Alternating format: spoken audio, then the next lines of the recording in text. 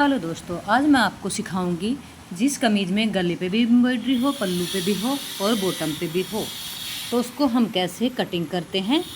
तो देखिए, हम करते हैं शुरुआत। ये हमने घेर अलग से निकाल लिया है। सबसे पहले यहाँ से हम जितना भी हमारा पल्लू है उतनी चौड़ाई लेके सेंटर में गला लेके सबसे पहले लेते हैं तीरा, फिर लेते हैं मुड्ढा, मुड्ढे के बाद हम लेते हैं ब्रेस्ट। तीरा हम ले लिया है 6, मुड्ढा 7 लिया है, ब्रेस्ट लिया है ब्रेस्ट का 1/4, यानी कि 40 हमारी ब्रेस्ट है, तो हमने ये ले लिया है 10 और 1.5 इंच मार्जिन ले लिया है हमने अंदर कपड़े के लिए। अब हमने 8 इंच पे कमर और यहाँ से जहाँ पे छाती का निशान है वहाँ से 15 इंच हमने हिप का निशान ले लिया है। हिप है हमारी 20, ब्रेस्ट भी 20 है और हिप भी 20 है, तो 2 इंच हमने बराबर में मोड़ने के लिए। अब यहाँ से हमने 16 कमर, 1 इंच हमने लिया है प्लेट के लिए और 1.5 इंच लिया है अंदर मार्जिन रखने के लिए। इस तरह से ये हमारी मार्किंग हुई।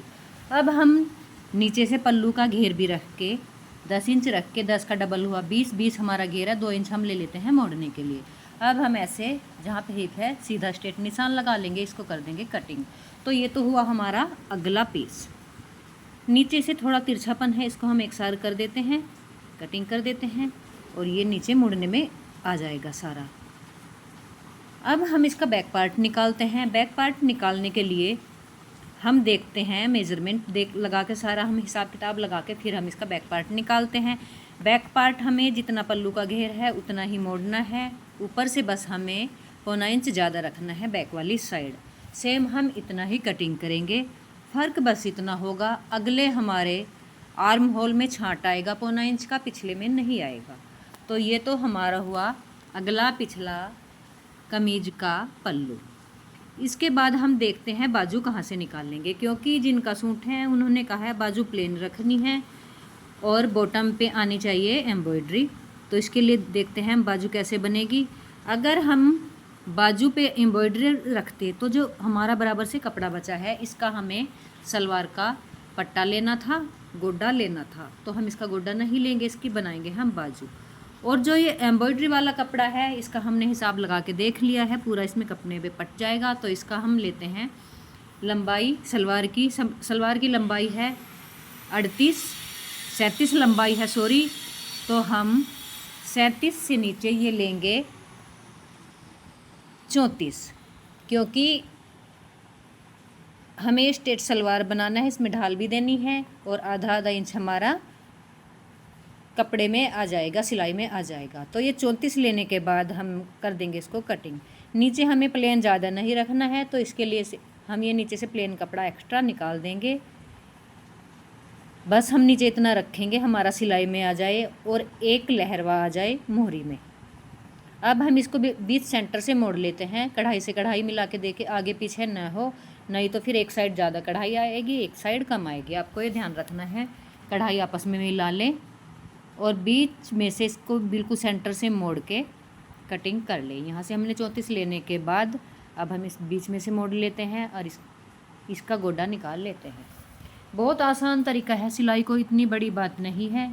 अभी अभी हमारे सिंपल ही सूट प्लाजो ये चल रहे हैं, आगे जाके हम और अच्छी अच्छी ड्रेसें बनाएंगे। इंडो वेस्टर्न और वेस्टर्न दोनों ही हम ड्रेस बनाएंगे। ये देखिए, हम सेंटर से अब मोड़ लेते हैं और इसको कटिंग कर देते हैं। इस तरीके से आपको आ गया होगा कि हम कैसे सूट कटिंग करते हैं, किस तरह से हमें कपड़ा लेना है। क्योंकि कई बार बच्चे ऐसे कतरन बचा देते हैं, कपड़ा बहुत ज़्यादा वेस्ट कर देते हैं और सूट भी अच्छे से नहीं बनता।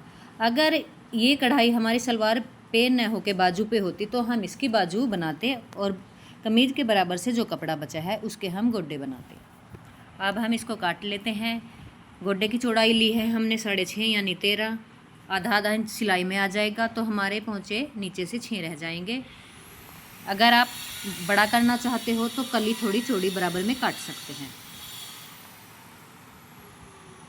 अब यहाँ पे देखिए, थोड़ा स्ट्रेट करना है हमें, तो आधा इंच की 1/4 इंच की मैं ढाल दे देती हूँ ताकि सलवार मोहरी पे लटके ना।